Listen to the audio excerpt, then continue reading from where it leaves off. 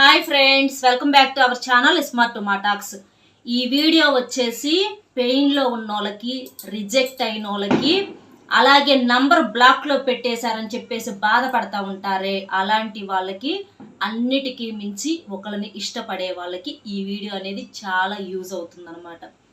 చాలామంది ఎవరైనా మన జీవితంలోకి రాగానే, అంటే ఒకరిని మనం ప్రేమించగానే సడన్గా మన అలవాట్లను మార్చుకుంటాము. అంటే అంతకు ముందర మనము మనకులాగా బతుకుతాము.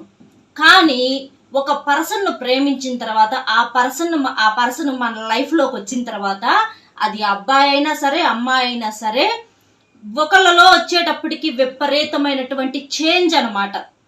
అంటే అంతకు ముందర నువ్వు ఎట్లా పడితే అట్లా ఉండి, నువ్వు తినాలనుకున్న టైప్లో, నువ్వు తినాలనుకున్న స్టైల్లో తినేవాడివి, నువ్వు మాట్లాడాలనుకున్న స్టైల్లో మాట్లాడేవాడివి.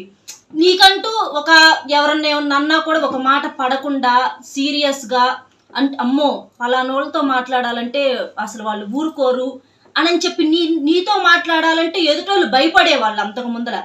కానీ ఇప్పుడు నువ్వు నీ లైఫ్లోకి నిన్న కాక మొన్న వచ్చినటువంటి పర్సన్ దగ్గర నువ్వు ఇవన్నీ వదిలేసేసి తనకు నచ్చినట్టుగా బ్రతకటం మొదలుపెట్టావు. అంటే నువ్వు తినాలనుకున్న స్టైలు ఫ్రీగా తినేసేసేవాడివి. ఆ వ్యక్తి ముందలేంటి అంటే నేను అంత తినను, నేను ఇంతే తింటాను అని చెప్పేసేసి లోపల తినాలన్న ఫీలింగ్ ఉన్నా కూడా తినకుండా ఉండటము. ఏదన్నా మాట్లాడాలి అనుకున్నా కూడా వాళ్ళు ఎక్కడ ఫీల్ అవుతారో అని చెప్పేసేసి మాట్లాడాలనుకున్నటువంటి మాట మాట్లాడకుండా వేరే మాట మాట్లాడటం, అంటే వాళ్ళకు నచ్చినట్లుగా మాట్లాడటం, అలాగా ఏదన్నా కూడా పడటం, ఇలాగనమాట. ఇలాంటి చేంజెస్ అన్నీ వచ్చి ఎందుకంటే వాళ్ళు ఎక్కడ రిజెక్ట్ చేసి వెళ్ళిపోతారేమో అనేటటువంటి ఒకే ఒక కారణంతో లొంగిపోయి బ్రతకటం అంటారు దాన్ని. ఇప్పుడు ఇద్దరు కలుసుకునేటప్పుడు ఎట్లాగా ఈక్వల్గా ఇద్దరు ఫీలింగ్స్ ఈక్వల్గా ఫస్ట్లో మాట్లాడుకుంటారు ప్రేమించుకునేటప్పుడు. కానీ తర్వాత ఒకళ్ళు డామినేట్ చేయటం మొదలు పెడతారు, ఒకళ్ళు తగ్గిపోవటం మొదలు పెడతారు. అంటే నువ్వు చూపించేటటువంటి ఓవర్ యాక్షన్ వల్ల వాళ్ళకు నువ్వు చులకనైపోతావు. ఒక్క మాటలో చెప్పాలంటే చులకనైపోయి అది అవతల వాళ్ళకి అర్థమైపోయి ఇక నీతో ఆడుకోవటం మొదలు పెడతారనమాట.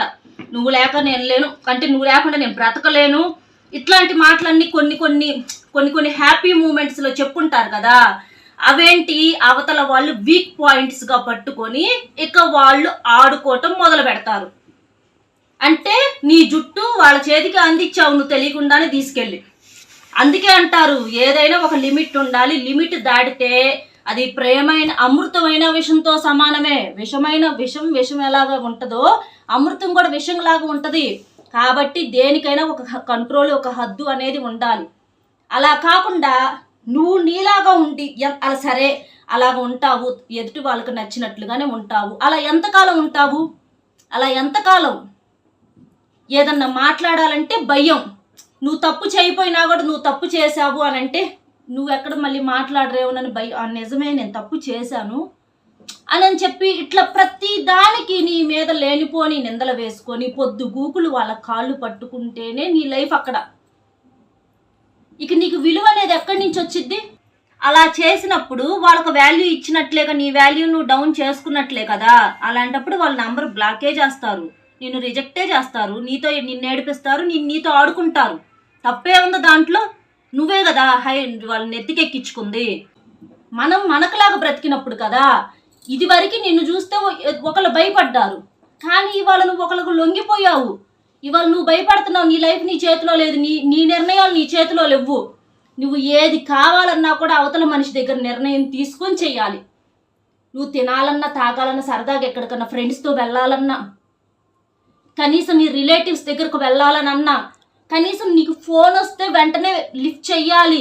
లిఫ్ట్ చేయకపోతే నేరం, మళ్ళీ వాళ్ళు మాట్లాడరు నీతోటి. నువ్వు బ్లాక్లో పెట్టినా కూడా బ్లాక్లో పెట్టావేంటని అడగకూడదు. అడిగితే మాట్లాడరు, వదిలేస్తారు. నువ్వు మెసేజ్ చూడకపోతే చూడలేదేందని అడగకూడదు. నువ్వెందుకు నాతో ఇలా ఉంటున్నావు అని అడగకూడదు, ఏమీ అడగకూడదు. అది కూడా ఒక బ్రతికేనా? మన లైఫ్ మనకు నచ్చినట్లు బ్రతకపోతే ఇక దేనికి?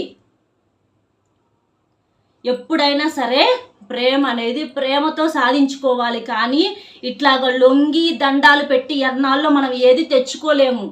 నేను చెప్పేది మీకు అర్థమవుతుందా? అవతల వాళ్ళకు కూడా సేమ్ ఫీలింగ్స్ ఉండాలి, వాల్యూ ఉండాలి, విలువ ఉండాలి.